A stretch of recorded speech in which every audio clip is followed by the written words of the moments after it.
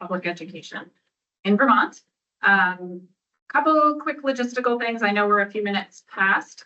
We have a number of our members on the screen. We have some folks here. Before we do roll call and agenda, I just want to take a moment to thank South Burlington School District for hosting us. Violet isn't in the room, but she was just a second ago. And we do have a couple of students here who are our hosts, and I would love to let them start and kick us off, partially because they have to get to class, and then they are coming back to join us tonight, which is great. But Allie and Gracie have been really active in this space, and I'm gonna let them kick us off. Perfect, thank you. Is it okay if I just read from here? You absolutely can. Great. So our names are Allie and Gracie, and we are the student representatives on the South Burlington School Board, and we're really excited to welcome you into our district today. Having experienced the South Burlington School District since kindergarten, we feel immensely grateful to be educated by the Vermont public school system. The opportunities that the South Burlington School District has given us, along with the excellent teachers and staff members that we've interfaced with, have prepared us extremely well for our future endeavors. At this commission meeting, Allie and I hope that the needs of students are centered at the heart of conversations that go on today. While we understand that Vermont education funding needs to be altered to be sustainable for taxpayers, we hope that students are at the forefront of the discussion.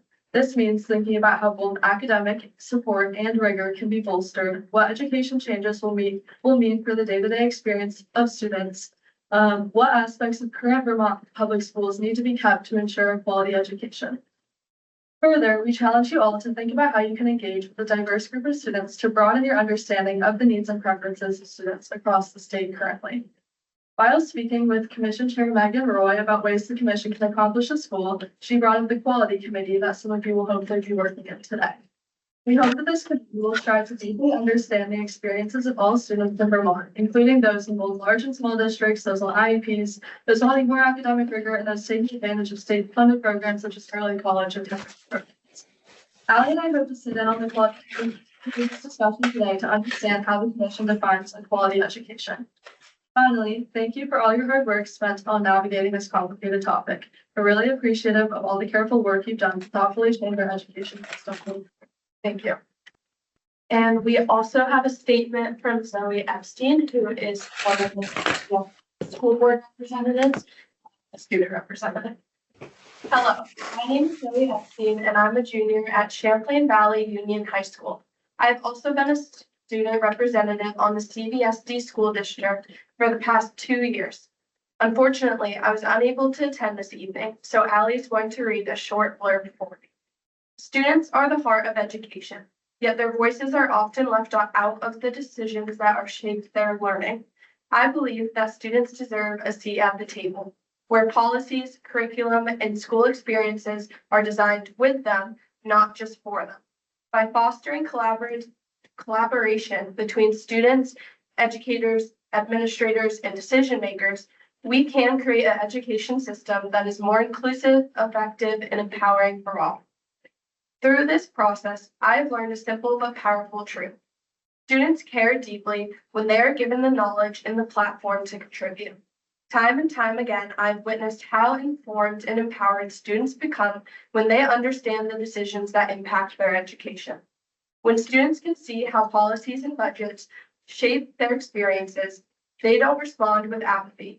They respond with passion, insight, and a genuine desire to create positive change. But that opportunity to engage doesn't happen by chance. It happens when students are intentionally invited into conversations, not as a symbolic gesture, but as a meaningful contributor. Student voice is not just a checkbox on the stakeholders list. It is an essential perspective that brings relevance and accountability to the decisions that shape our schools. Without it, we risk making choices in a vacuum, detached from the realities of the very people those decisions affect. I challenge you as change makers and leaders in our school community to reflect on this. How can we ensure that students play a more active role in shaping the decisions that impact them, not just as advisors, but as essential voices in the process, where their ideas are not only heard, but valued and acted upon. This means recognizing student perspectives as credible and necessary, creating intentional opportunities for dialogue, and fostering a culture where young people feel empowered to question, contribute, and advocate for their peers. True progress begins when student voices are not just included, but embedded into the foundation of decision-making. It happens when we move beyond performative listening and commitment to collaborative leadership. It means viewing students not as passive recipients of the policies, but as active participants in creating the educational experiences they deserve. Because when students are a part of the process, the result is stronger, more inclusive school community, one where every decision reflects the shared values and aspirations of those it serves. Thanks, Zoe. Thank you to both of you, and thanks to everyone for let them kick it off. I also think that there couldn't be better folks to kick it off than students. So with that, I'm gonna just get us back to some of our logistics. We'll do roll call really quickly. We'll start with the folks in the room. I'm Megan Roy, Chair of the Commission, and here as the former Chair of the Act 173 Advisory Group. Start with you, John. Great. John Castle, Executive Director for the Vermont Rural Education Collaborative. Peter Conlon, Chair of the House Education Committee, appointed by the House. Good afternoon, Mike Licklider, Superintendent of the Harwood Unified Union School District and representative of the Vermont Superintendents Association. Hi, Nicole Mace. I'm on the Winooski School Board and I'm representing the Vermont School Boards Association. Hi, Rebecca Samaroff. I'm the Deputy Commissioner of the Vermont Department of Taxes. Jay Nichols, Executive Director of Vermont Principals Association. The call keeps getting dropped to the sleep. Thanks, Joe. Trying to go. I'll call the folks on the screen. Elizabeth, I see you first. I'm Elizabeth Jennings. I am the Director of Finance and Operations for the Addison Northwest School District, and I'm here representing the Vermont Association of School Business Officials. Zoe?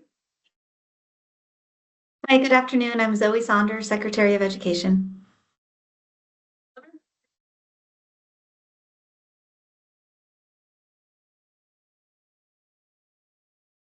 We'll come back to Oliver. Jennifer? Sorry, I'm here. Oh, sorry. Go ahead. Yeah, Oliver Olson here as the appointee of the Vermont Independent Schools Association. Jennifer?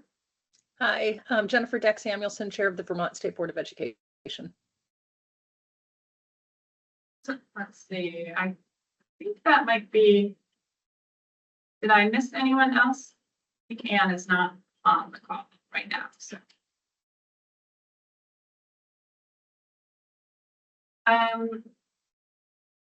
We will just do, actually, I guess I'll call now. Folks have any amendments to the agenda? I know we're a few minutes behind, but.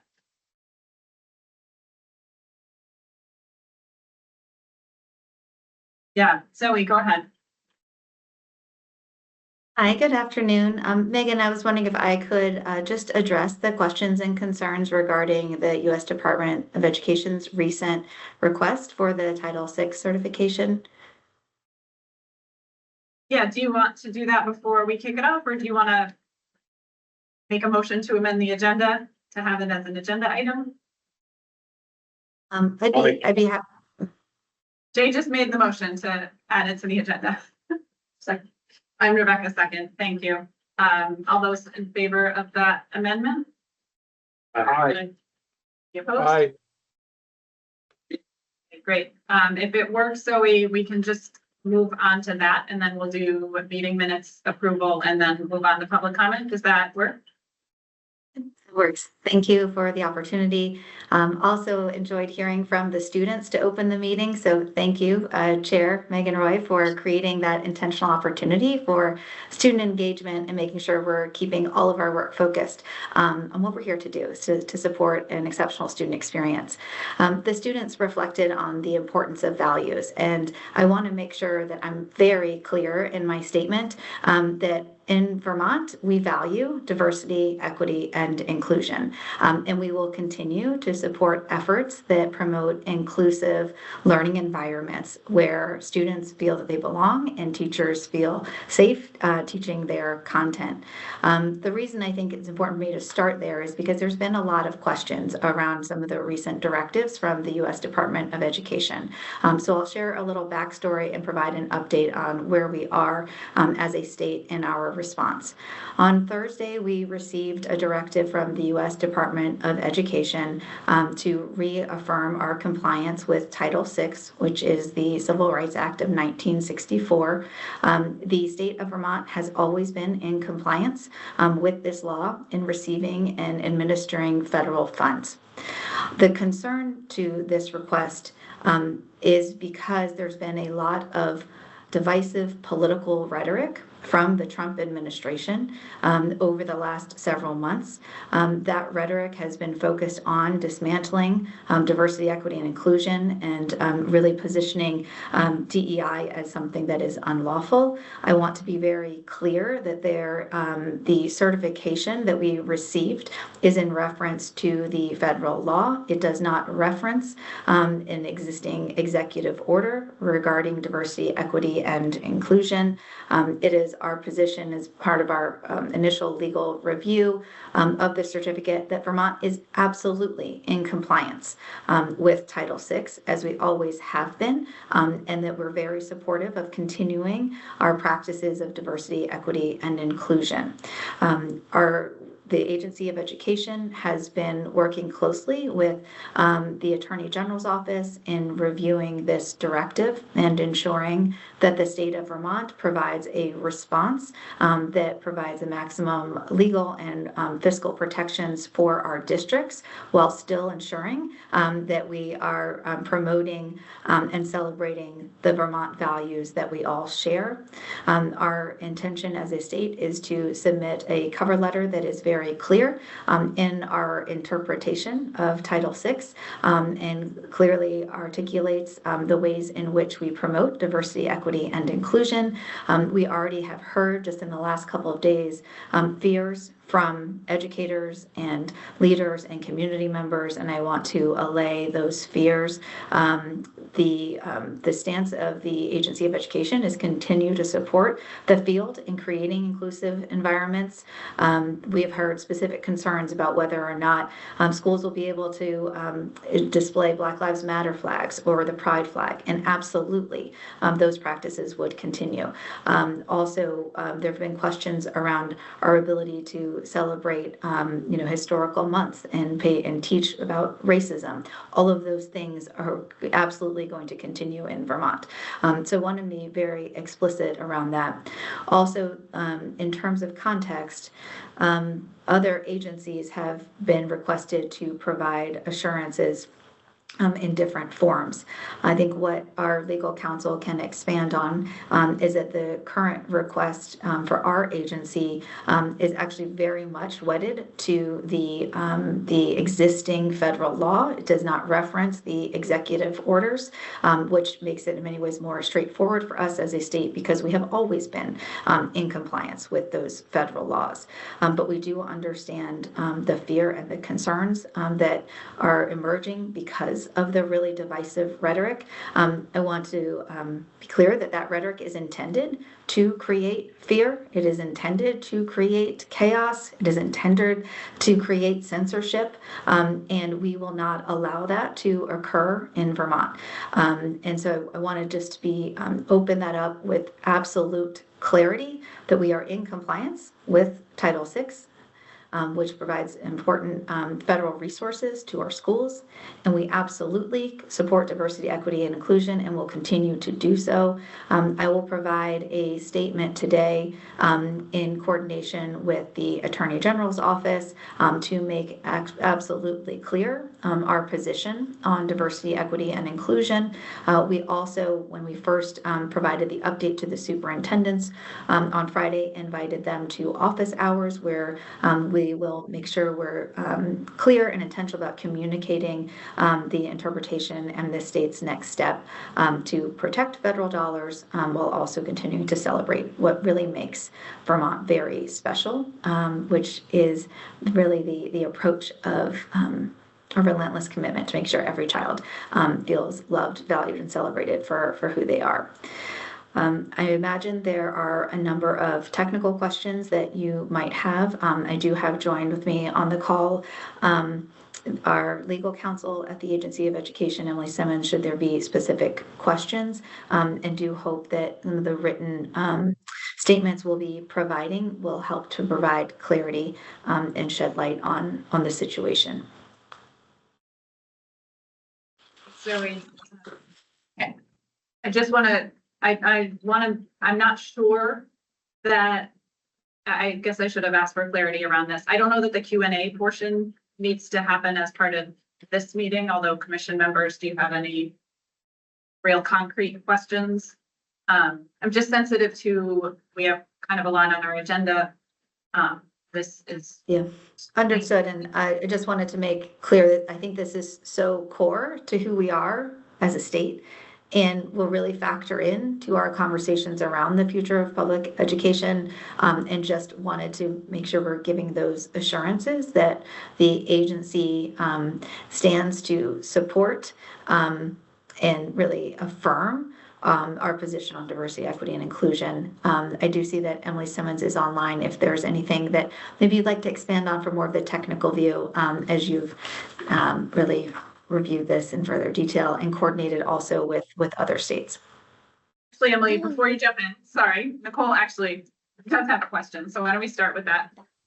Thanks. I just have a clarifying question about what I heard you say, Zoe. Thank you for your comments. As a school board member who's going to have this presented to the board of this attestation letter on Wednesday, what you're saying, that there's going to be a cover letter that every school district is going to have to include as part of its letter, or is the state going to respond on behalf of all school districts in the manner that you described? Because those are two very different approaches. I just want to make sure I understand. You can take that one, Zoe, if you want me to. Yeah. Yeah, so Nicole, as usual, you get right to the exact issue.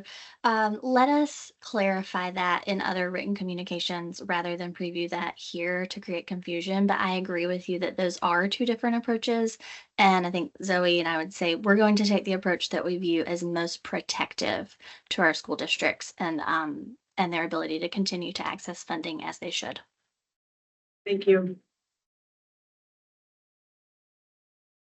Any other questions?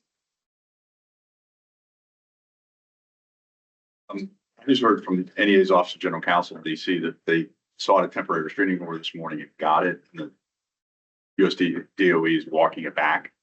So I don't know what that means. Details are still coming out, but I don't know if you've talked about that here. We haven't, and that's news that we had not heard that. Correct. Of Zoe is. News to me, I don't know if Zoe. Fresh off. I don't know. Yeah, a few minutes before this call, I did receive an update from the U.S. Department of Education with an extension of the number of days that states can comply. Might be what it is. That's the only update.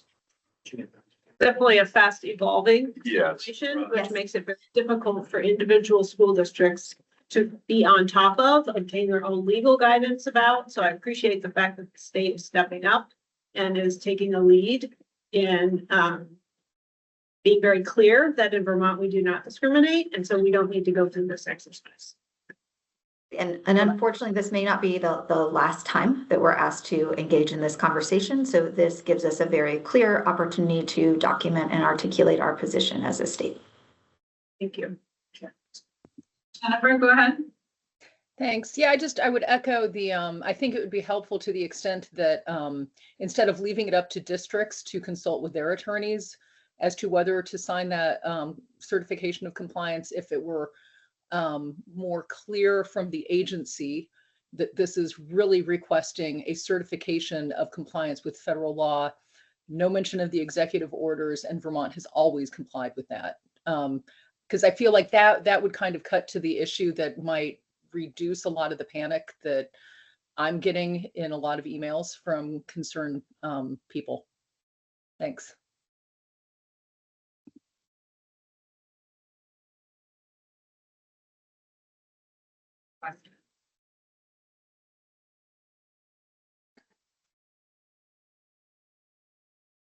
Thanks, Zoe and Emily, appreciate it. I agree, it couldn't be more relevant to this conversation, and it's evolving about as quickly as it could possibly evolve, like most of this. Can I have a motion to approve our minutes from March 17th? I'll move that we approve the minutes from March 17th. Thanks, Peter. Second? Second. Thanks, Paul. Any discussion? Just, I was looking through them, and the list of people who attended as well.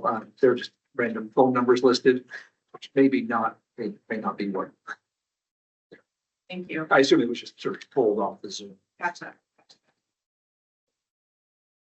Is it my signal channel? Jennifer, go ahead. This isn't nearly as much fun. Sorry. So on page 2, the paragraph beginning with David Scholl's Brattleboro, the second line down where it says, in my view, I think it should probably say in his view.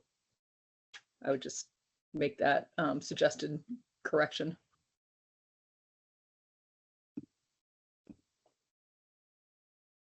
Other suggestions? We've got an edit and a removal of phone numbers. All those in favor of approving the minutes as amended? Aye. Any opposed? Any abstentions? I'm an aye.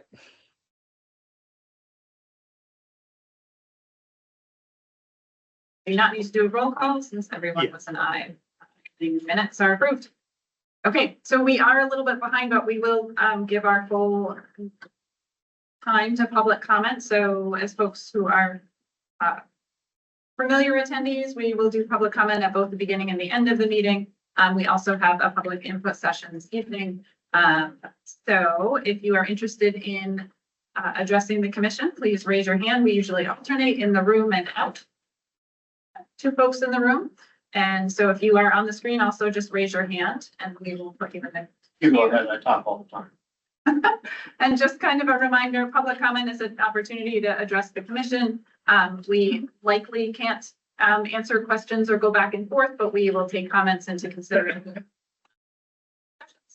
And can identify yourself and. My name is Jerry Silverstein. I live in South Burlington. I'm a professional educator, but mostly at the University of Vermont. I've taught 10th grade students, 12th grade students, adult schools in the community, undergraduates, graduates, medical students, residents, and attendings. So I have a broad array of people who I've taught.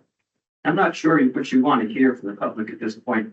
I am a data-driven individual. I've been in the sciences for 50 years, so numbers mean a lot to me. Not a warm and fuzzy person, not someone who likes to hold hands and sing Kumbaya. That doesn't work in terms of an educated community. So if you want to hear some data, I'm happy to present it to you.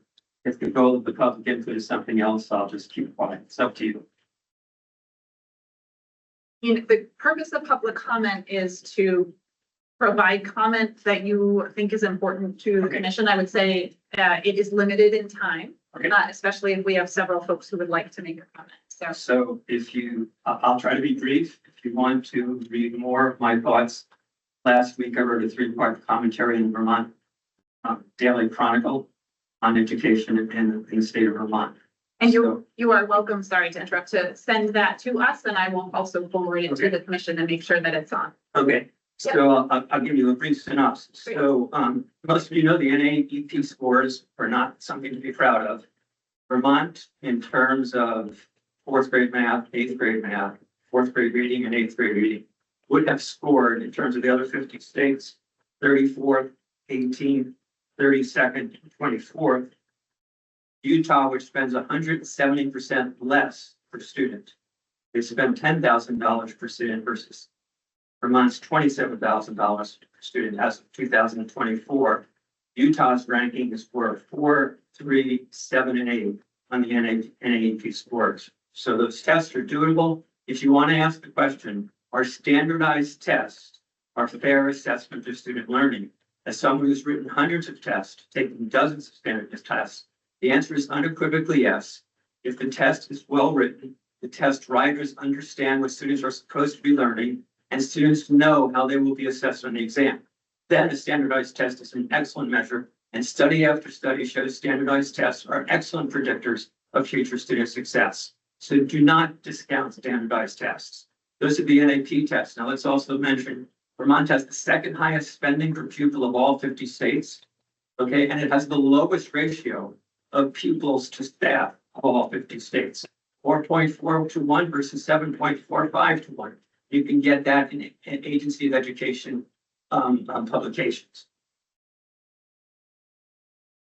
We spend more than twice as much as 16 other states, but our results are inferior to many of those states. If you look at Vermont CAP states, the Vermont Comprehensive Assessment Plan, which is a statewide test. Recently, we switched from SBAC to Cognia. They're called Vermont CAP, and it's produced by Cognia. Results on those exams, which were done in 2024 in the spring, are also of great concern. Those results were released to school districts a month before voting on the recent budgets. They will release to the public in terms of being published on the AOE website the day before early voting began on the budgets, like in South Burlington. And there was no formal announcement made by the state that I know of. So unless someone was actively looking for those numbers, they would have never found them because there was no public release of those numbers. So let's look at those numbers. I'm going to give you South Burlington because I live there. I'm going to give you statewide. And again, if you miss any of my numbers, they'd be in the BDC commentary last week, or 3-part commentary. So for science, grades 11, 8, and 5. Science in South Burlington, 46 below proficiency by the standards set up by the testing organization, specifically chosen by the state of Vermont. And statewide, and I have to hedge here because I'm not sure I copied my number correctly, it's either 51 or 61 for statewide below proficiency. For grade 8 science, it's 41% below proficiency for South Burlington and 58% below proficiency statewide. For grade 5 science, it's 42% below proficiency for South Burlington and 57% below proficiency in science grade 5 statewide. In math, grade 9, 48% below proficiency in South Burlington, 60% below proficiency statewide. Grade 8, 50% below proficiency in South Burlington, 65% below proficiency. Grade 4, 56% below proficiency in South Burlington, and 69% below proficiency statewide. Finally, English language arts will just give you grade 9, 45% below proficiency in South Burlington, 52% below proficiency statewide. Now, South Burlington, by their own documentation, graduates 91% of their states, not 91% of their students. On the other hand, they have a GPA, an average GPA of 3.414, yet on SATs, they score in the middle third of the country. And if you look at the scores in science, math, and even English language arts, 30 to 50% of the students are scoring below proficiency. My overall assessment as a professional educator in the sciences dedicated to data tells me public school education in the state of Vermont is failing a very large number of students. It's not a warm and fuzzy time. It's not a time to hold hands and sing Kumbaya. That won't work. Do I know that this type of failing will impact it later on? Having taught thousands of students at the university, I will document what many other educators at the university will say. Many students arriving in institutions like the University of Vermont are ill prepared to do university and college level work. And that's because they time check. And that's because Do you want to make sure that others have to share your comments in writing? I have one person on the screen and then I'll go back to the room. Lauren, you can unmute.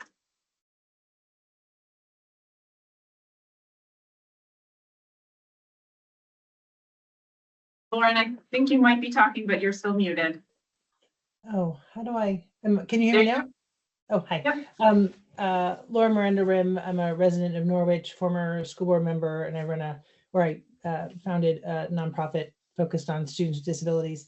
I am interested in hearing and understanding the objective of the commission, and specifically the objective of the commission relative to the legislation that's going through the legislature related to the act to transform public education. Like, I'm trying to understand what the commission is doing relative to what is working through the legislature and what's being proposed. So I'm not sure if this is the right time to answer, or if at some point you all will share that. But following what's going on in Montpelier, and now having dialed into this second meeting and trying to read all the agendas, I'm trying to understand the relationship between the two. So I'll stop there, but would love to have a clear understanding of the commission's charge relative to what's going on in Montpelier. Thanks. Thanks, Lauren. I'm not going to respond in depth, except to say that is a question the commission has addressed in its meetings quite a few times, perhaps not the two that you've been able to attend.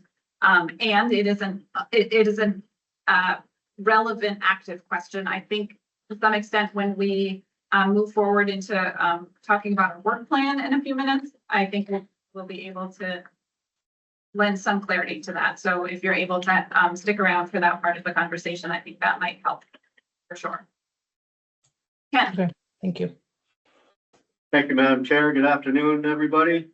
I'm Ken Burdett, and just to avoid any confusion, I am not one of the students. I'm from Wallingford. I served on school board from there 20 years, and currently I'm on the board of the Friends of Vermont Public Education. I appreciate the opportunity to speak today. I'm heartened to learn that new life has been breathed into this commission in the form of a more attainable goal than the charge that was a veritable mission impossible that you were initially tasked with, and apologies to Peter Graves and Tom Cruise on that. I will add that I personally feel you did an admirable job in your attempt to fulfill that charge, especially given the hours spent listening to presentations linked to a proposal that we all knew was not a good fit for Vermont. Not even. People whose opinions I respect have pointed out a perspective that I think warrants serious consideration. Allow me to suggest that you look at some thoughtful research by one Jim Lengel. Mr. Lengel had an op-ed published on VT Digger on April 1st, and that contained a link to a website called A Vermont Design for Education. And I have put both of those links in my written comment that I'll fly over to Marine. There's a lot of information pulled together on that website to support a plan that makes a lot of sense on several levels. A key concept is what he calls an organic approach. And the explanation begins with this. Under this organic approach, a school district would consist of a contiguous group of schools, a school web, based not on town lines, but on Vermont's natural community patterns. And that's the end of that quote. That alone was enough to grab my attention, and I recommend the commission visit this site to better inform your deliberations. Thank you. Their hands. Oh, there's one more. Kim Gleason, go ahead, and you'll be the last one for our public comment now. There will be another opportunity at the end. Go ahead, Kim. Thank you. Hi, I'm Kim Gleason. I live in Grand Isle. I was a former school board member in Essex Westford and on the State Board of Ed, and I'm a current board member on the Friends of Vermont Public Education. I wasn't planning to speak. I was interested in listening, but I am compelled to say that looking at, and I guess this may be in alignment with that which Nicole and Jennifer was calling attention to, looking at the letter from the Department of Education in its entirety, I am struggling to see how the state of Vermont is able to sign this. It is not aligning with the way Zoe was describing the position Vermont might take, in that we are and continue to be in compliance with Title VI. But the remainder of the letter goes on to make clear how they interpret that. And so I really, I struggle to imagine how we could be asking school districts to sign that they are in compliance with this as it is presented in its entirety to states and school districts for their signature. So I would invite the state of Vermont to stand strong with our neighbors in refusing to compromise both our values and our compliance with our own state constitution on these matters. Thank you. Thanks, Kim. Just respond to that. We are refusing to compromise on our values, and the response will be very clear in terms of how we are in compliance with Title VI and are entitled to the federal dollars to support our schools. So there will be more forthcoming to make sure that that is explicit. I look forward to it. It just seems they are also pretty explicit as they go through their third and fourth page on how they are interpreting that, and their suggestion that false claims, would be further punishable. So it is really perplexing and obviously concerning. So thank you. I'll look forward to the additional information today. Thanks, Kim.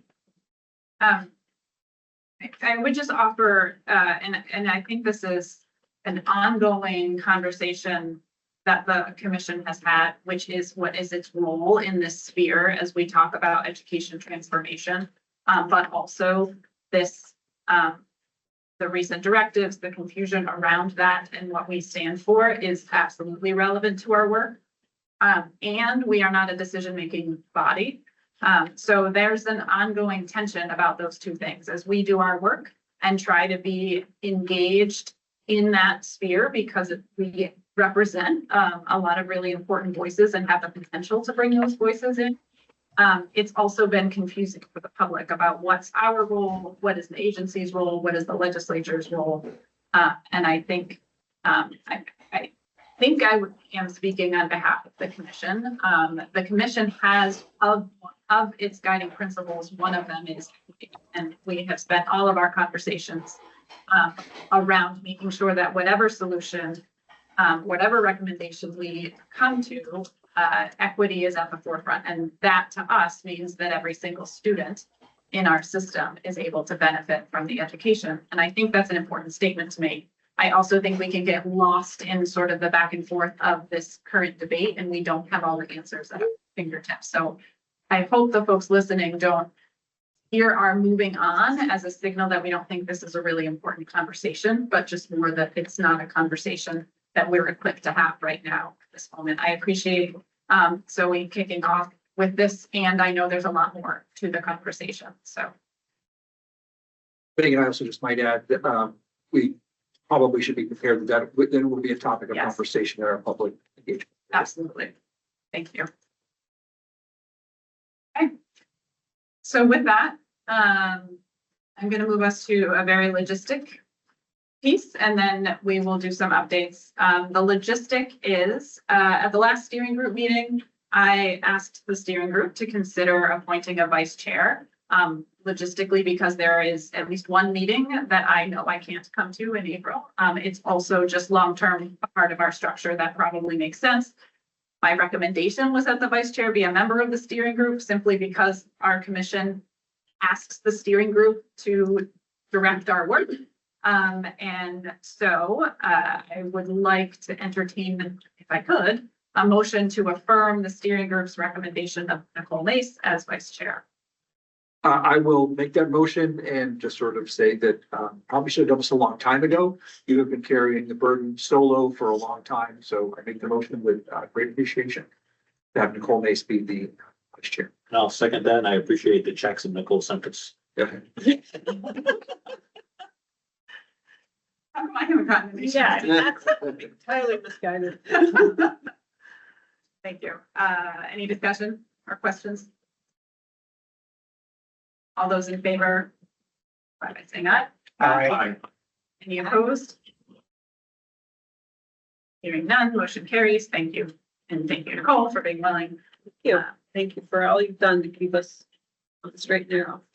To attempt to keep us on the straight and narrow. Yeah. Yes, thank you. Appreciate it. Okay, our next agenda item, and again, we can be flexible with time so that we do justice to this because we have added a legislative update to each one of our meetings. And I would just heighten, Lauren, you are not the first person, nor will you be the last person to ask what our role is in this conversation about reform. In fact, it's a question we ask ourselves as a commission. And so we are attempting to do the best that we can to achieve the task given to us by the legislature in a way that is useful to where the legislature is right now, which is, to your point, actively considering bills. So adding a legislative update to each meeting is part of that. So I think, Peter, you might be the only legislator with us today. I'll turn it over to you. All right, thank you. I'm going to try to go off the cuff here and I may miss something, so don't be afraid to say, what about this or what about that? So the House Education Committee approved sort of its portion of what we are calling our educational transformation bill, which means sort of the governance and policy pieces as opposed to the finance pieces, which are being voted tomorrow in the Ways and Means Committee. And again, just from a process point of view, this is sort of the committee's positions.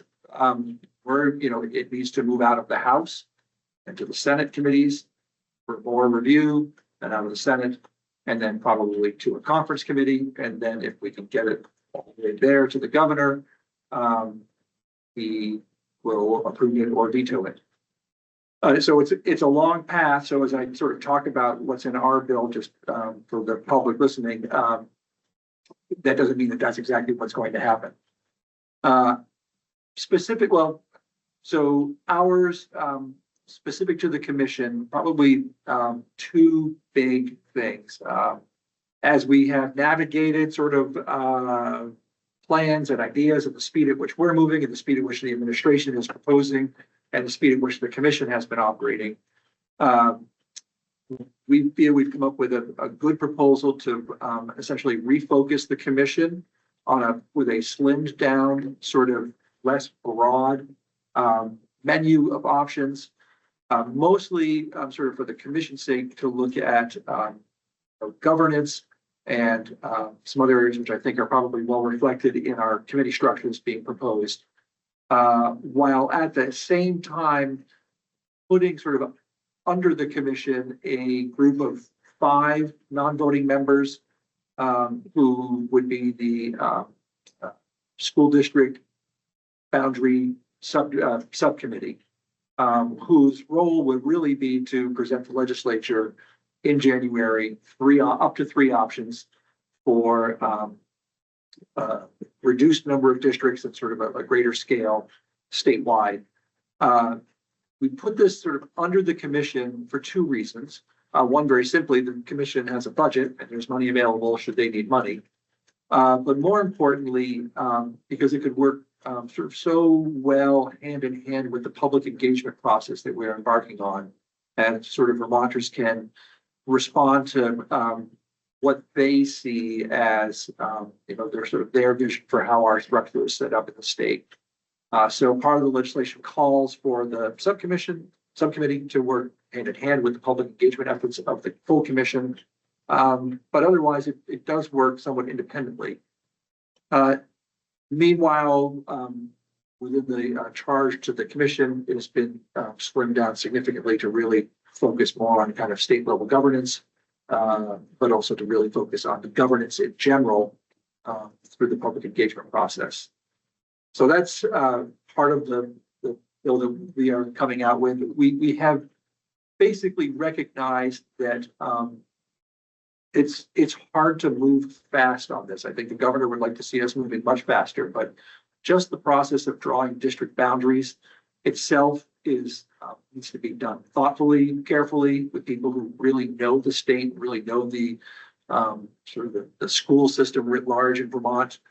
And then, once those are drawn up, we still have to figure out, well, how many school board members should each district have? And then the broader district needs to be broken down into electoral districts. which is a whole long involved process in and of itself. You think about drawing legislative districts, that's a summer study committee that makes recommendations to the legislature. The legislature takes that. One committee in the legislature basically works full-time with a whole table full of maps. Again, this is just to draw voting districts, not to draw school districts. So that you have proportional representation on these new school boards. Then we need to charter these new districts and really describe their roles and responsibilities, the school board's roles and responsibilities. So it's a long, hard process that is far more in-depth and complicated than we had hoped, but like everything, just the government operations portion of it is very challenging, to say nothing of sort of creating school districts that reflect as to best way possible Vermont's sort of values and systems of educating. So it is, we have a timeline that is part of it, but it would essentially have new districts be operational in place starting July 1st, 2029, to allow, you gotta have elections, you gotta have dual boards, just like we had in Act 46 for many of us, where you have legacy boards and legacy operations and new boards and new operations that we need to know. There are a lot of questions that remain, which is why it's a multi-year process. For example, how much money do we need to essentially put out the system in order to make these changes? Operating dual systems, bringing up CBAs to a level that can be single district CBAs. What about all the people who are currently working under contract who aren't necessarily covered by a CBA, but are covered by their own contracts? All of the sort of business functions and merging those. So there's a lot of number work that still needs to be done, which is why we've sort of laid it out the way we have. I'm not going to speak too broadly to the foundation formula discussions and what's coming out of there, because that's being voted out tomorrow, and I haven't been, in-depth part of that. But I think it's fair to say that the foundation formula proposal, as it comes out to start, is really representative of the cost of educating today. They ran a model, for example, to sort of applying it to the Vermont School Boards Association districts that are created so that they have their regional meetings. Again, it's not it was just really an exercise to sort of show, okay, what would happen. And definitely there are impacts, as everything, we can call them winners or losers, or impacts, where districts that have been underspending to provide opportunities for their students are brought up. But there are those, my district in particular, for whom, their per pupil spending is high and would need to match their foundation formula. So it'll cause some challenges, but I think it's a solid approach. I think it will ultimately give educators, I think, use their skill set much better as they take the money they have and build strategies to get to where they want to be, as opposed to having to decide how best to approach the public for a vote and what can the community afford and what will they approve and what they won't. And so that's what the initial foundation formula proposal will be, with sort of a scale to a future state once it's in place. The governor's proposal, was sort of based on a future state as well. And so getting there is going to take time. And the foundation formula sort of needs to follow that schedule. Peter, questions?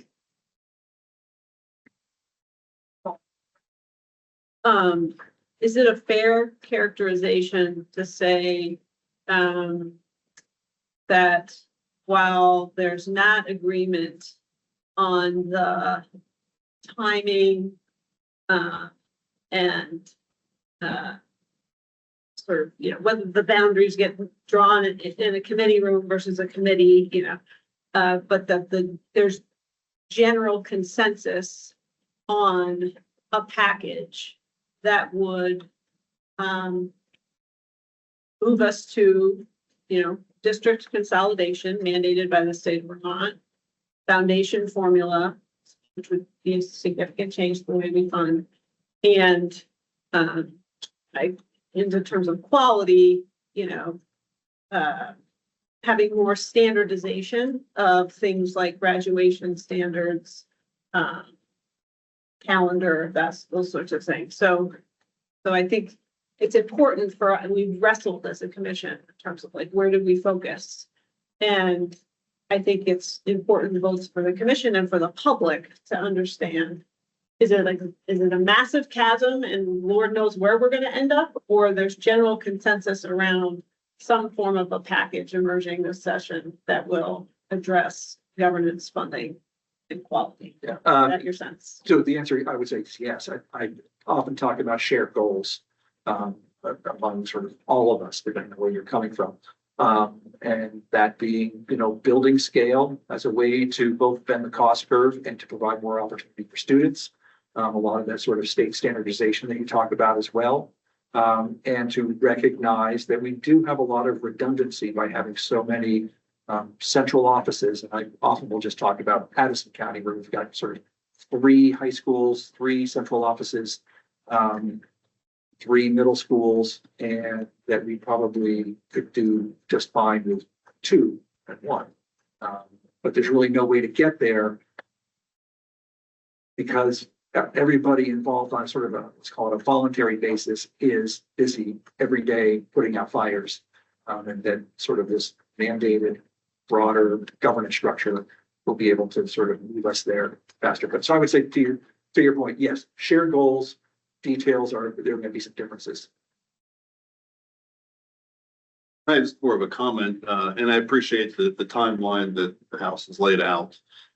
Our association has advocated for taking a thoughtful approach and using that time as well. But I think it's kind of appropriate. This morning, I had a conversation with the board chair. I'm in a district that unified in 2017, and I had a conversation with the former board chair, who's now off the board, who was the person who kind of helped to shepherd that process. We were an accelerated district. We were already a supervisory union. That occurred in 2 years, and her comment to me was she knows the amount of work it took in our circumstance to do that in 2 years, and just can't imagine doing it something more on a larger scale in that time frame as well. Yeah, just for some feedback. We do have a lot of lessons learned from Act 46. I Yes. think that we should be taking advantage of.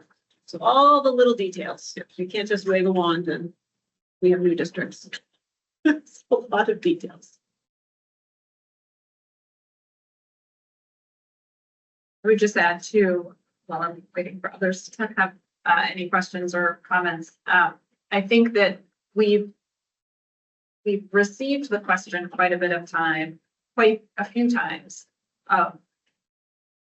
Was this, whose plan was this and who, right? And I feel a little bit like that's the wrong question for us to engage in at this point. At this point, as a commission, we know what our original charge is. I won't even say was, it is. And because until something passes, that is our charge. But we're trying to be useful in this conversation. And the pieces that we've talked quite a bit about are using our engagement structure, which is something that we think is pretty important. And also, we've spent some time thinking about, and I will say, using equity assessment tools to figure out what are the considerations that we need to take into account. And I think that clarity of there is general consensus around these concepts is really important for people to know, because I would say that even members of the commission weren't sure about that. And that impacts time and energy that people are willing to spend on this conversation, especially if there are different opinions about that concept. So I just want to add that this is going to be directly connected to how the steering group is attempting to organize our work for the next period of time. And just from a political point of view, it just has a long path politically. Education is always tricky. It often is not about what party you are from, but where you live and what sort of system of delivery is in your area. So it's going to be tricky.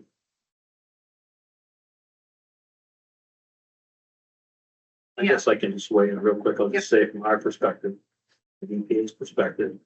We appreciate the nuance, health education, health ways and means has tried to provide.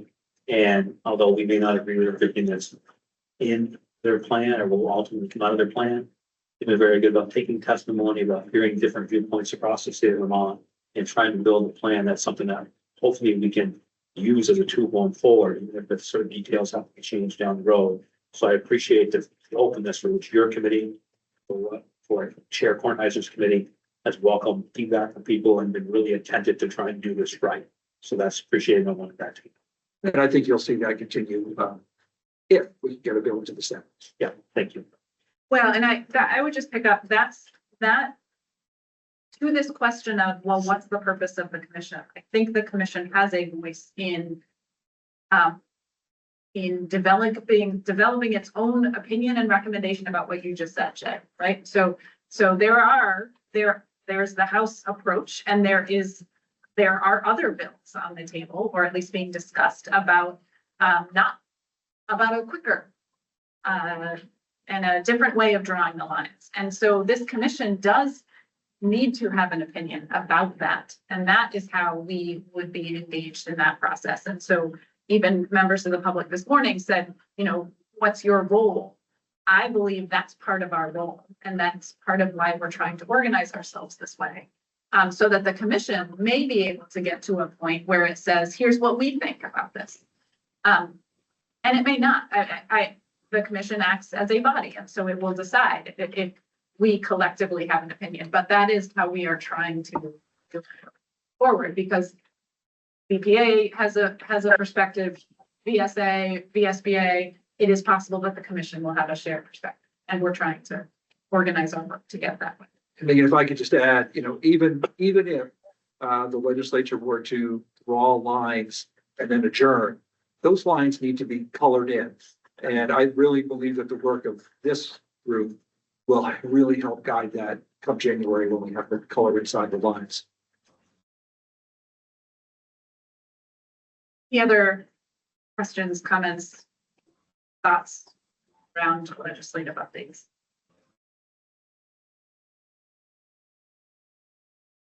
The House bill's district size is 4,000.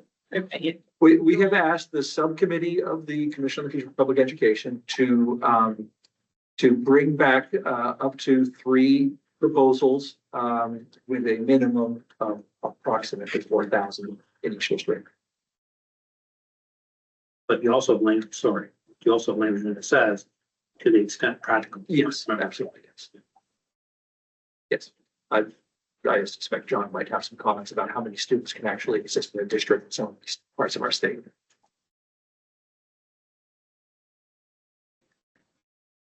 Okay, with that, I'm going to move us on. Thanks, Peter, for the update. So our next item is just a discussion and action item around the steering group's proposed work plan. So we sort of touched on pieces of this. To streamline this, I think I'm going to suggest that we entertain a motion to adopt the revised work plan. Commission members did receive a copy of that. And then we'll entertain discussion under a motion, if that makes sense. So can I have a motion to approve the amended work plan? Thanks, Peter. You just like, yeah, thanks. No, second that. Thanks. Discussion. So I can just kick us off by summarizing. This was largely in the memo. The legislature is actively working around proposals, clearly around the concept of governance related to districts in larger districts and how they would do that. They're clearly actively discussing a foundation formula as a concept, which is another one of our 3 areas. And they are doing all of those things with a goal of preserving and expanding, frankly, quality.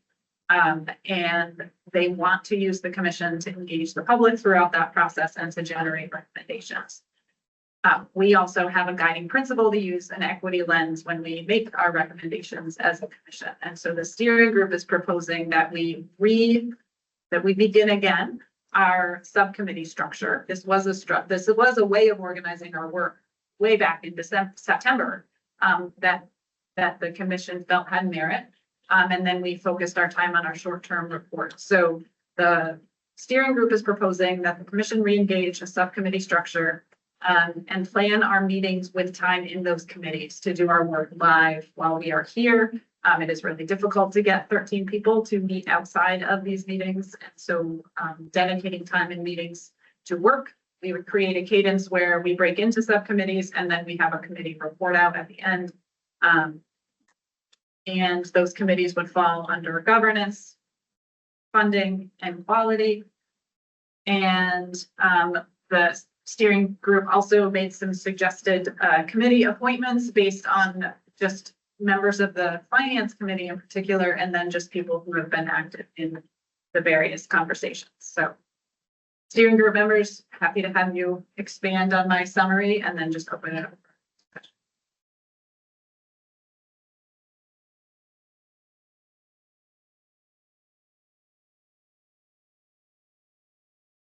I just want to say, I think there's some attention paid to the fact that we have hybrid meetings. And so breaking up into committees may, for the first time, be a little logistically, we've got Maurice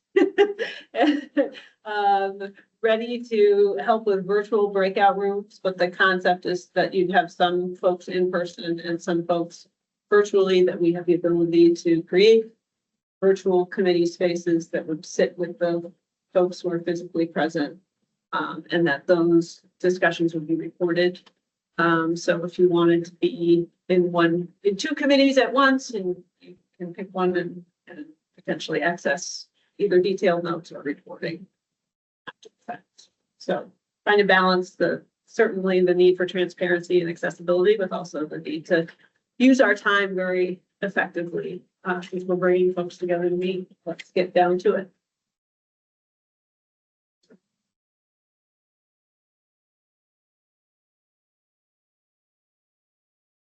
Other discussion?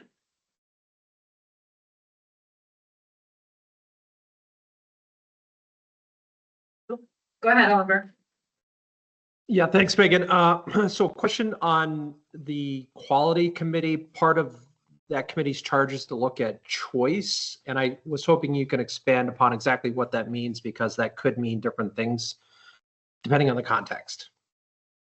Yeah, thanks for that, Oliver. And we also, there was an attempt, so in the memo, there is a suggested charge for each committee and a set of considerations. And the considerations are those issues that are currently actively either have been raised by the commission as things we need to engage in, or they're being discussed in the legislature. And so the issue of choice and tuitioning to private schools is an active discussion issue. Jennifer also pointed out that is difficult to disconnect from governance. And so in a sense, it's a consideration that should be talked about in more than one committee, likely. It's being discussed in quality also because of the, we had a discussion several months back about education quality standards and to what extent those are applicable in every setting that Vermont students are educated in. So it felt like an important connection to quality. So that's why it's a consideration under quality. It's also something that's going to have to be talked about in other committees as well. I don't know if that answered your question. It does. I want to highlight, I think I'm a little concerned that, certainly my community, that's a pretty important issue. And I think members of the public in my community would be concerned about the representation on that committee. So I just want to flag that as a concern. Gotcha. That's because we loosely have the proposal at the moment has you on the finance. Yes, which is fair enough. But I just want to highlight that I think if you were living in a community like mine and you saw the composition of that committee, you would be very concerned. Where's the composition? So it's in the memo. It's not a memo. It's in the revised work plan draft that went out. And I believe is it on the website? Yes. Materials? Yeah. So I can share it through. Let me just share my screen. Share my screen just so people like participating can see. Yes.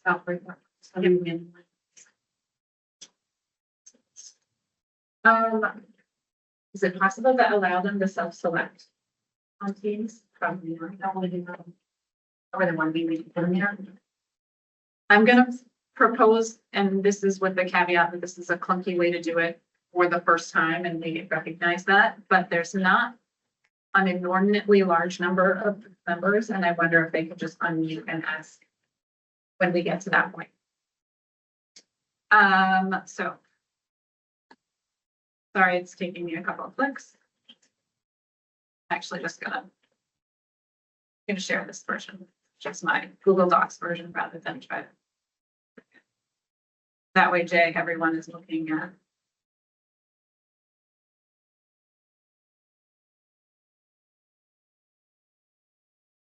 So there should be up on the screen now. So here is the revised work plan.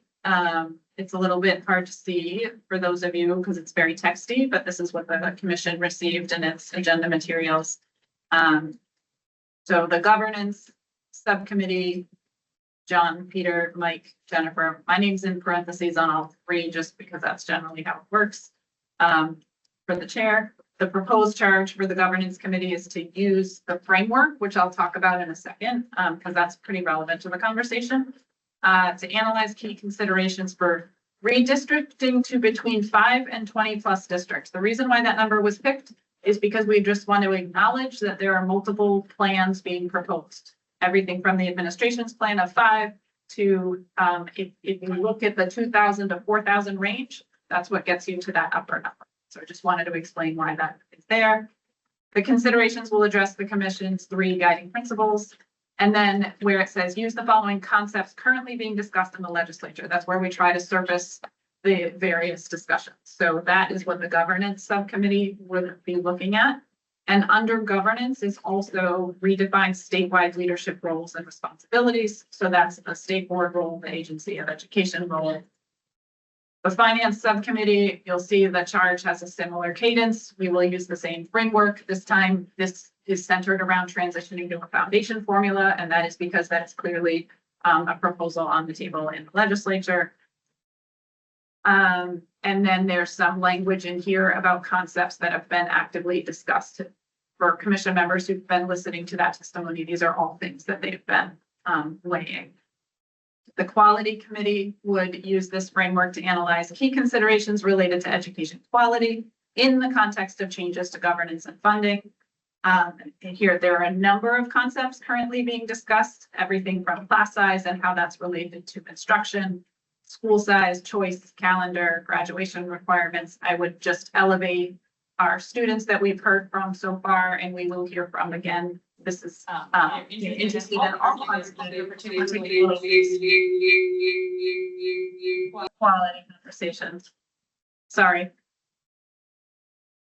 So I'm just going to keep going through this for the benefit of folks who maybe haven't clicked on this in the agenda. We have also created a framework for each subcommittee to use so that their work hangs together.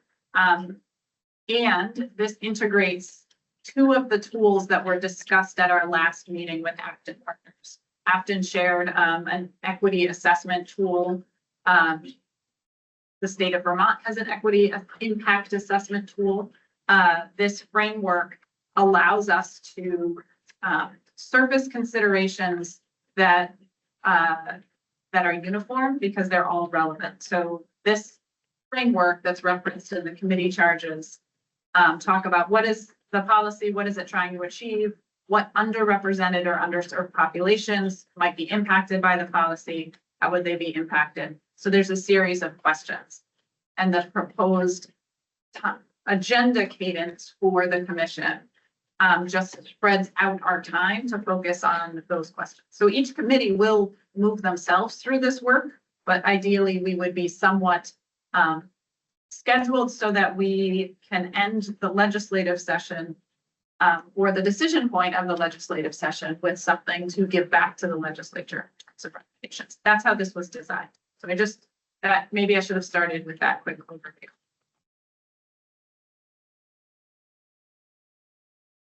Really what we're looking for is the steering group is charged with developing our work plan, and it needs to be affirmed by the commission. So before we break up, we need the commission to signal that this is the right way to organize. Stop share. Questions or discussion? Yeah, Jay.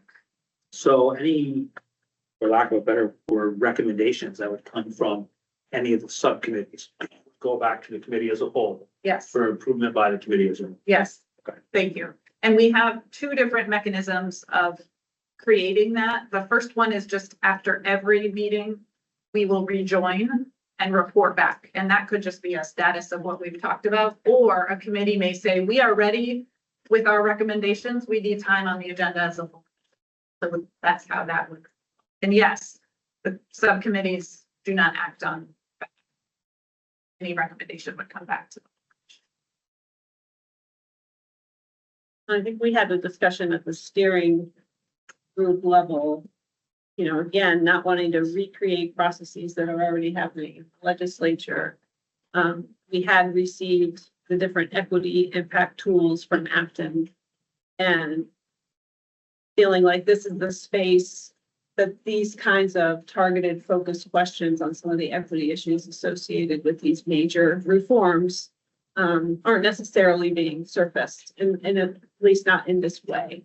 And so this could be an opportunity for the commission to add value to conversations and surface questions or policy interests or issues that need to be addressed.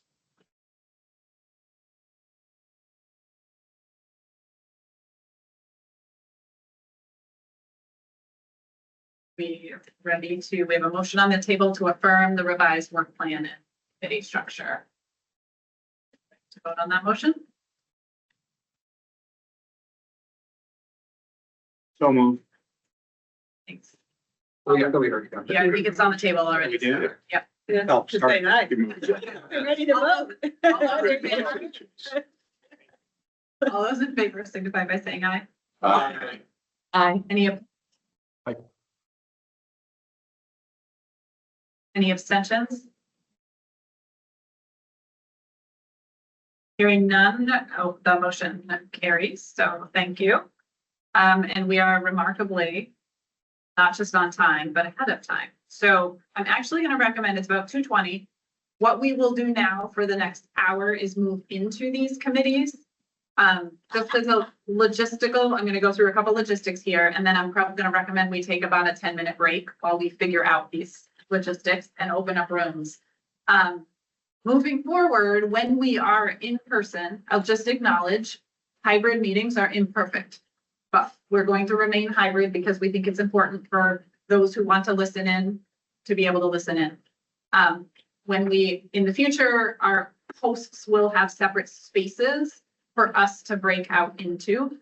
We are immensely grateful and understanding of it's logistically challenging to host us. And so we weren't going to change the game on South Burlington at the 11th hour and ask for multiple rooms. Okay, so we are breaking out into this space. I think it will be fine. There's plenty of space in here for the members that are here.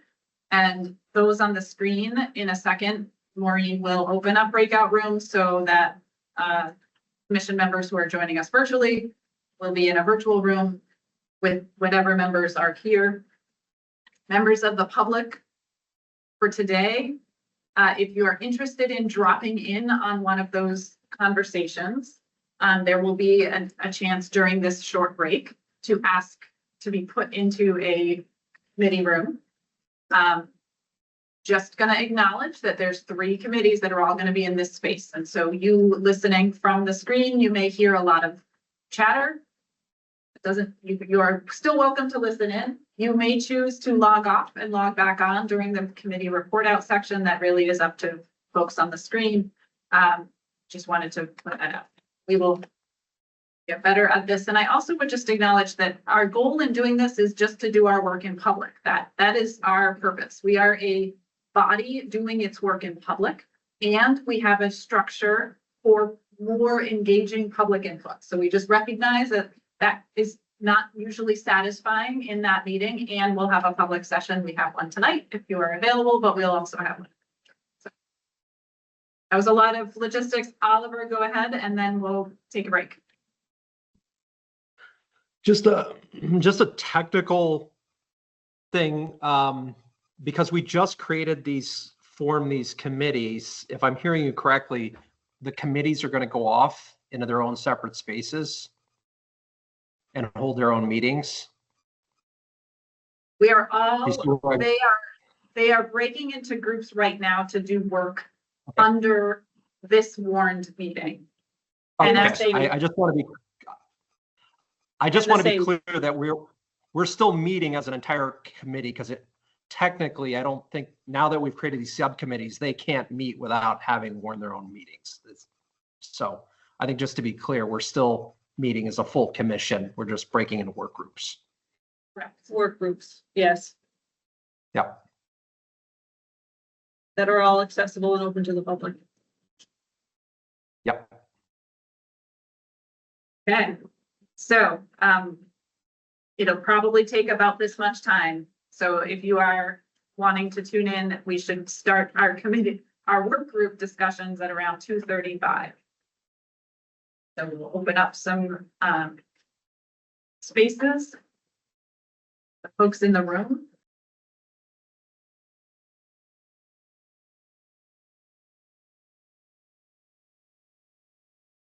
All right, so we're at the committee report out section.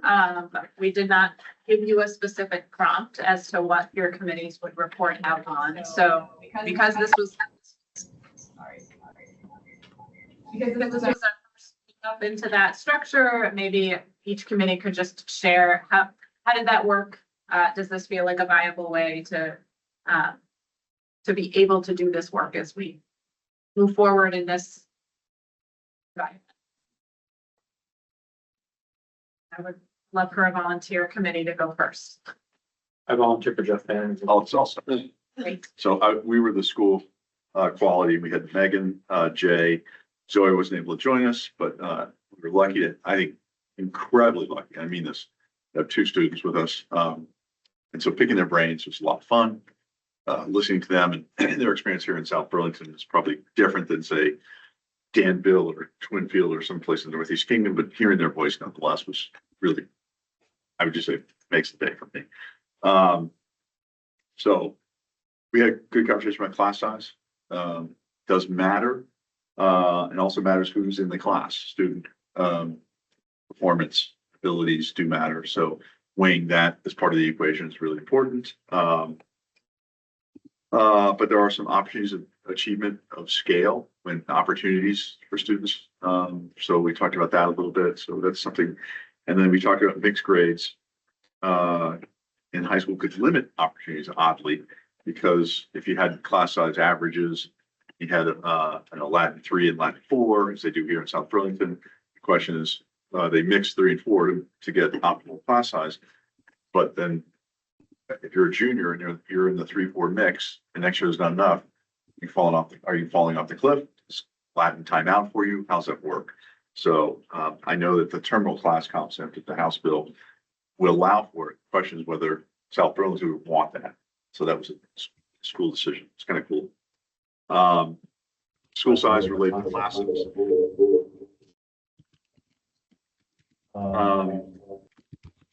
It's me. Hold on. Great job.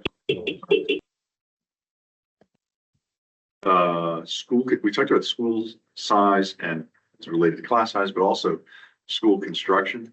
Right here in this area, we talked a little bit about, Winooski, Burlington, South Burlington, Colchester, all doing some projects or thereabouts or need of how's that work? So we talked about smaller schools and merging 2 schools of 125 into 2 schools that can't handle more than 150 or something like that. So we actually talked about, the students. It was really good to hear them talk about they brought up school aid, which I thought was great. And then we also talked about school transportation, and they had a sense of transportation here that I did not think I would have heard. I would have heard, but they did talk about students being on a bus for long periods of time. So I don't think it's a problem here or an issue for South Burlington, but they understood that there may be an issue in other portions of the state. Something to take into account. proximity and also the age of students on buses and geography does matter. We spoke about school choice. And here, we thought it was really important to bring in student voice. Both those students who avail themselves of choice and those who do not, including those who don't have access to that option. So, and we talked about other, Carson v. Macon and how that worked with these students here. So that was a good conversation about how and both students were competitive sports team players, how that works with some private schools in the area that they compete against. So, how's that work? So it was good to hear that, compare opportunities that some students, friends of theirs that go to private schools, they compete in other sports and stuff like that. So all in the mix. Then we quickly we're literally breaking up. We talked about school calendar, and they did like the alignment of school calendars better for summer jobs. So anyway, they didn't answer the question before or after Labor Day, but I think that would be it. Although they did say that if it's after Labor Day, That's they true. don't want to get out any later than they get out now. Yeah, that's I true. think that's a great project for student voice. Yeah. Do the calendar. Yes. Yeah. Good luck with The it. adults have not been able to figure that Right. out. Right. But I would just say it was really magnificent. Two kids, students are good voice. Yeah. The only thing I would add related to that very last point is just acknowledging for members of the public, this is one of the reasons why we have engaged a communication engagement firm. And even though it feels like that work is taking a long time, it's because it does take a long time to do that well.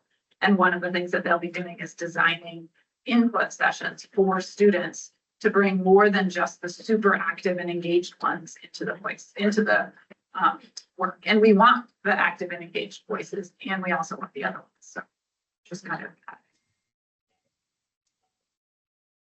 of it. And if the legislature continues to want to use our structure, that is what the structure can provide for the legislature in a way that might be harder to create there. That maybe was one of your questions for sharing out very quickly, like how did the process work? And is this a good system for doing committee work, basically? And framework of the question. Oh, was this? Yeah. Yes. I don't know of a better one, honestly. So the answer is yes, it worked well. I'm happy to go. Great. So Peter, John, Jennifer, and I were governance, and we had two general areas to review for this meeting. And when I'll kind of intersperse our conversation about will this work? Is it helpful? I would say having some guiding questions was very helpful for this first session, especially until we work out what we need to do as a work plan moving forward in more detail. But we looked at two general areas: leverage scale to address opportunity, equity, and affordability through district consolidation, and then redefine statewide leadership roles and responsibilities. So we really walked through both of them. I would say most of our conversation was school governance and district size.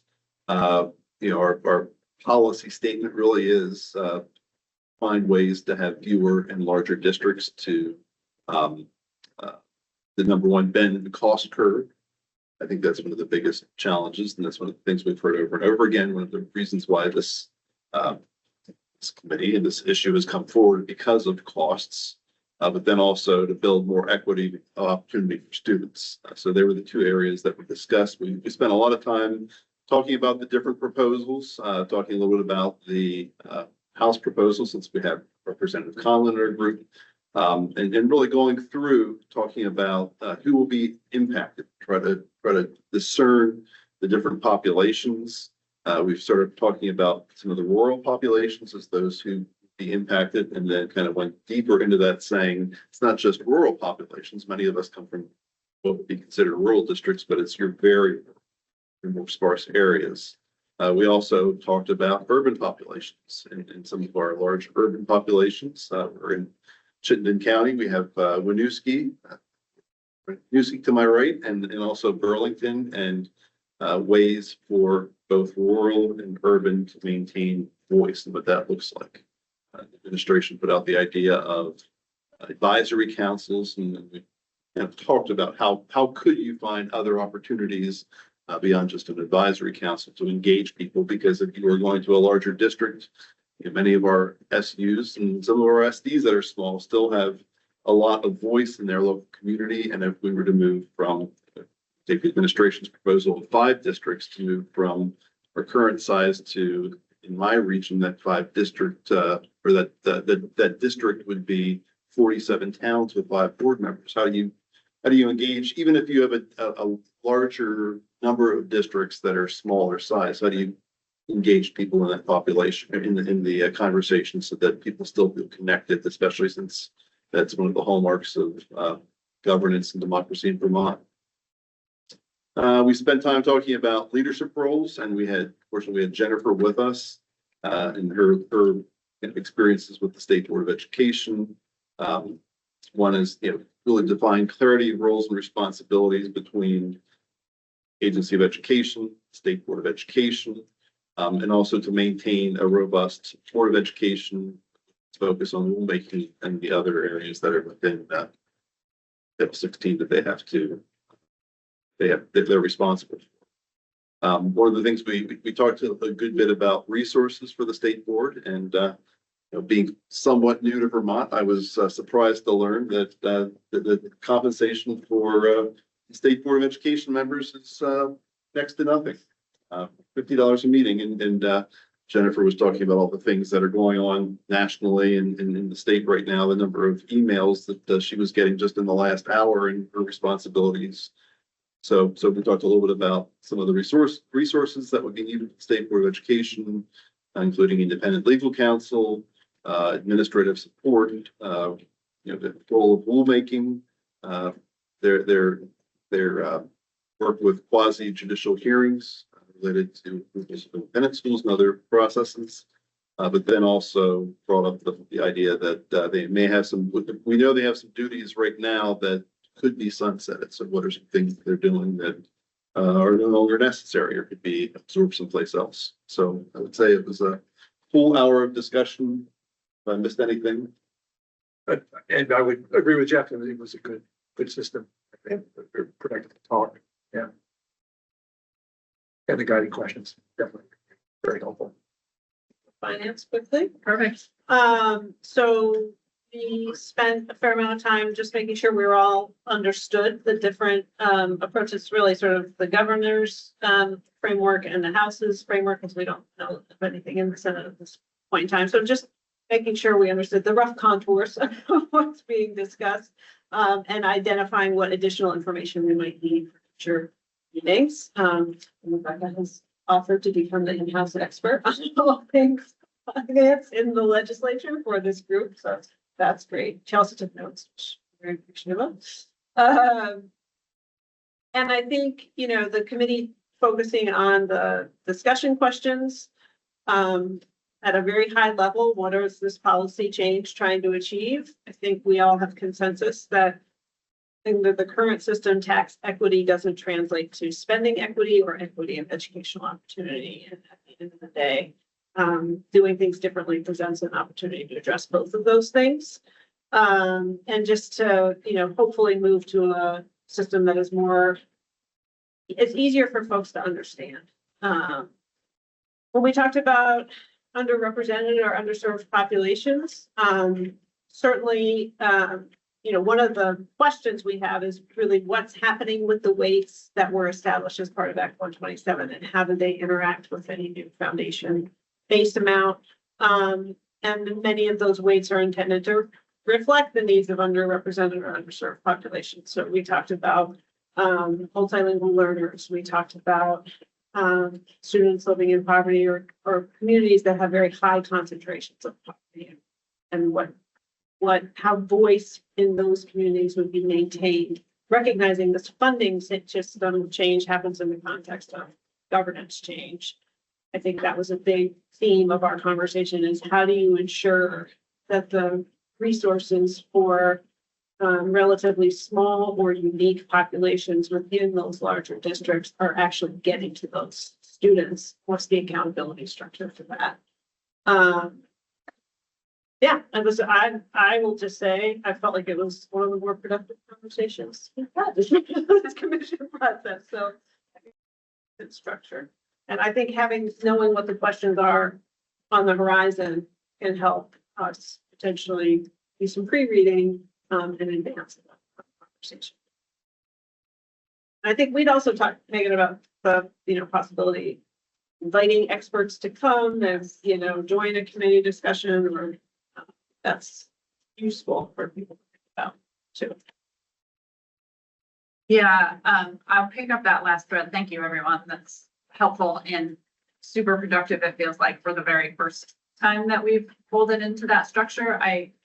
One of the things that we talked about in our group was, so we've mapped out a cadence, so to speak, of roughly where in the framework you might be at each meeting, with the goal of being able to share some preliminary findings as a committee with the full commission. That's not lockstep though. Your committee is going to have to organize itself a little bit in the process, and it's going to likely vary between. And that also begs, you might be identifying people that you're bringing in. Some of those later questions in the framework are about data. What data will we review and why? Data might be a person coming in to speak to you. So even though it says you will be on questions 3 and 4 on April 21st, that's just meant to get you to the goalpost, hopefully running alongside whatever is happening in the legislature. So I just wanted to put that out there. The goal is that the committees would self-manage within a structure, basically. So. All right, we are a little bit past, but we will still give the full 15 minutes for the comment. So folks, we have a member still physically in the space, and folks on the screen. So if you are interested in sharing a public comment to close things out, we've got one in the room. Raise your hand if you are on the screen and would like to address the commission, but we'll start with you. Thanks. I'll be quick. I promise. I just want to note that I sat through that entire governance committee meeting without speaking. Okay. And back to my earlier testimony, this Jim Lengo, I was remiss in mentioning that I think is an important piece in his website there. And I haven't read the whole thing line by line, but what stuck in my mind is he did say he thinks with his proposal, we would end up with around 25 school districts in the state. So I thought that was interesting. And also, I've already shared with Representative Conlon previously that back in the day, I served on a committee that developed a statewide calendar. It was back in, I think, 2008. And it was a legislatively mandated committee. We went all over the state. I learned a lot of stuff. And there was a lot of discussion on Labor Day, believe me. But we did develop a calendar, and it didn't get brought forward for reasons I won't go into today. But I still think it's out there somewhere. I hope there's a record of it somewhere, because you don't have to reinvent the wheel. I think it would still be a good calendar today. The only carve out, as I recall, was President's Day week. Whether you take that week off or the next, and there's a north-south split in the state, I believe it still exists. But everything else was uniform across the whole state. So you might want to look into that and save yourself some time. Thank you. Thank you for everything you're doing. Got 2 on the screen. So Mary, again, start with you. We have this turned on. Go ahead, Mary. We think we hear you.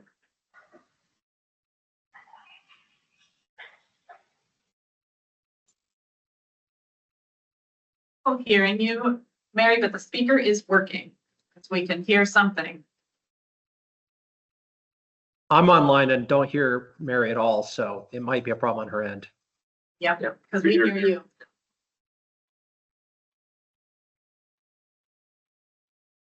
Mary, do you mind if we go to Alan Gilbert and then we'll come back to you?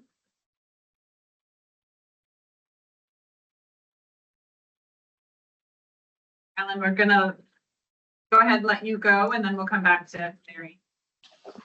Okay. I believe the recent op-ed by former Lieutenant Governor Doug Racine offered some really sound advice to all of us. He wrote that it's the education fund that's broken, not the education system. And I think that reconfiguration of school districts has been portrayed as a way of taming school budgets. In Vermont's experience, though, there's no evidence-based conclusion that's the case. The most recent attempt at reconfiguration disappointed.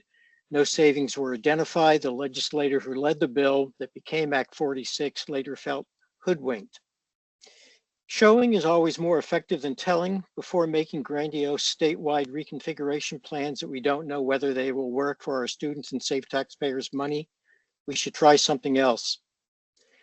The first is to revamp the current school funding system to make it more equitable for students and taxpayers. A foundation system like the House Ways and Means Committee has been considering can work. The system would provide a base amount of somewhere between $13,000 to $16,000 for every student, with add-ons for special circumstances and needs. Also, the base amount would be adjusted as inflation rises.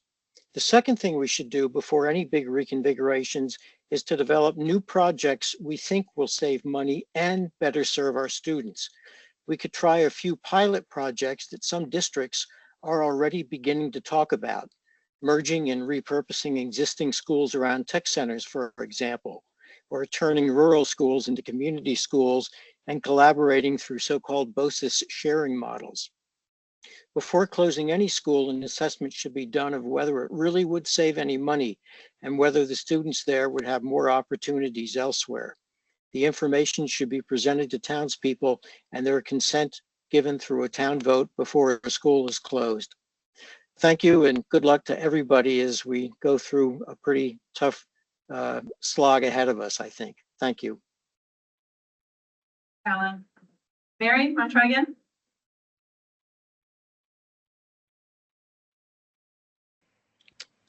Gosh, no. Yes, yes, we do hear you now. Oh, okay, good. Sorry. I couldn't see any head nods. Again, very quickly want to thank you all and appreciate this intense work that you're doing. And I think also given what has also been handed to us from the Trump administration in the last several days, I know that there's another level of concern and response from the public and a lot of us who have been doing, education equity work for a long time. I've said this before, but I just thought with some new folks in the room, to emphasize that, I've appreciated how you all have been wrestling with this idea of equity and what it really means for this commission and what it means for this transformation proposal. And it's all connected, right? So what's happening now with the potential of our AOE not wholeheartedly getting behind the issues of educational equity and diversity that so many districts have been working on for so hard in a way where those folks will feel protected is very much connected to how we're also thinking about this transformation model. And interestingly enough, I'll say one more piece. A couple of weeks ago, some of you may know that the Hazing, Harassment, and Bullying Advisory Council was finally reconvened. I'll speak for myself. I've been disappointed that it's taken this long, and also that the meetings have now gone to quarterly instead of more often, because we know that there is a direct connection to the increase of hazing, harassment, and bullying to the lack of support for teachers and professional development around equity and diversity. So there's a definite connection between that. And my big worry is that if our teachers and educators and superintendents across the state don't feel supported by this secretary and their agency, we're going to continue to deeply impact children. And I know all of us care about that greatly. So thank you again. And yes, I'll see you all soon. Thank you. I believe with that, we are adjourned. It's 4 o'clock. We do have a public input session here in the same space at 5. And there's an online option for folks who want to access that way. So hopefully folks can come back. And our next scheduled meeting is April 21st. That is a virtual only meeting. Our second meeting of the month is virtual only. And our virtual meetings are from 9 until 11. Megan, could you talk a little bit about how the 5 to 7 portion might be structured? Yes, thank you. This evening the room will be organized around tables because ideally we will break up that way and these will be much more conversational. We'll be flexible based on how many people are here in person. Our partners at Acton will be facilitating the online portion. So folks who join us online will have a somewhat parallel experience.